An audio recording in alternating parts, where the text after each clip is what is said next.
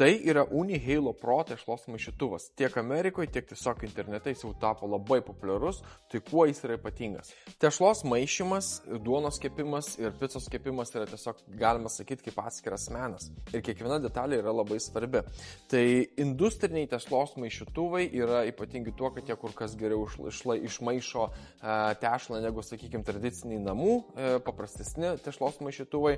Tai ką Uni padarė, jie paėmė ir perkelė tą industrinį tešlos maišytuvą ir padarė į, sakykime, tą tokį paprastą namams skirtą tešlos maišytuvą.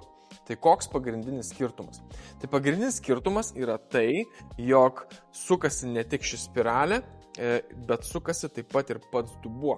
Tai paprastose kitose tešlų maišytuvuose tai nevyksta, būtent čia ir būtent tuose industriniuose sukasi ir šitas dubuo. Ir kas įvyksta? Kai dubuo sukasi ir sukasi ši spiralė, vyksta dvigubas sukimas ir tokiu būdu tešla žymiai geriau užsimaišo, jinai išsimaišo greičiau ir dėl to nesukyla temperatūra tešlos viduje per aukštai. Savaime suprantama, šie tešlos maišytuvai, jie kaip kiti tradiciniai namų maišytuvai, jie turi daug skirtingų antgalių, taigi mes galim ne tik maišyti, bet mes galim, tarkim, plakti ir atlikti kitas funkcijas.